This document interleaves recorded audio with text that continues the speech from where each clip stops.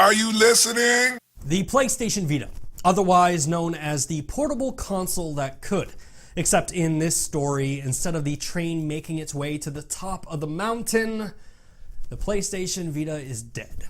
The Vita was a groundbreaking piece of hardware, as at launch it featured an OLED multi-touch touchscreen, shoulder buttons, Bluetooth support, Wi-Fi support with an optional 3G package, 2 joysticks, and a quad-core ARM Cortex A9 processor.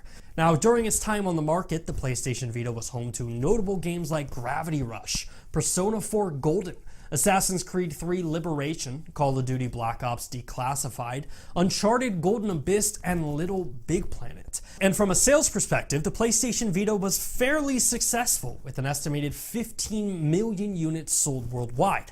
Now, of course, that number fails in comparison with its primary competitor, the Nintendo 3DS, which sold an estimated 74 million units worldwide. But of course, now we also have the Nintendo Switch, which in its first 2 years has sold 32.27 million units worldwide.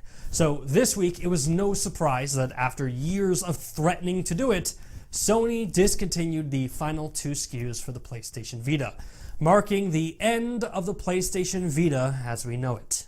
Which honestly is kind of a bummer, because the Vita wasn't bad. I mean, even with today's standards, it was a good portable console. It just never saw the support that it deserved. I mean, a prime example of this is with the launch of the PlayStation 4. Remote play through the PlayStation Vita was announced, which meant infamous Second Son, Assassin's Creed, Black Flag, even Destiny. Any game that you were playing on your PlayStation 4, you could digitally transfer the gameplay to your Vita and play on the go. This was a huge feature that PlayStation rarely touted in the marketplace. And for many Vita owners, that feature alone justified owning a Vita. Which brings us to the next obvious question. Well, what is the future for PlayStation Portable?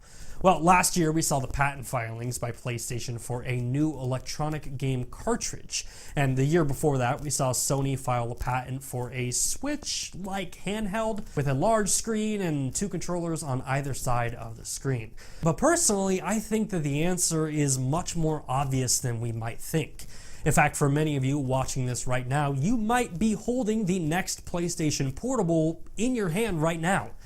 That's right, I'm talking about your phone. Hopefully you don't have something else in your hand right now. I mean, let's face it, the technology already exists. The idea of playing games anywhere at any time and not being tethered to your couch or your console, that has always been the dream of PlayStation Portability. You see, the future of PlayStation Portable, it's not about hardware.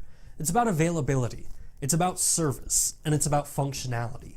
Imagine opening up a PlayStation app on your phone, seeing your console interface, selecting the game that you want to play, and playing it wherever you are.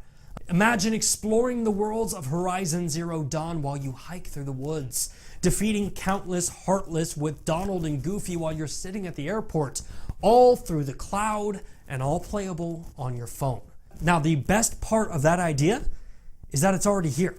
In fact, this week, Sony launched a brand new firmware update for the PlayStation 4 that brings remote play features to iOS devices. And I'll be the first to admit, it's not perfect. You know, the remote play app requires you to use digital buttons, and right now there isn't any support or Bluetooth support, so you can use your DualShock 4.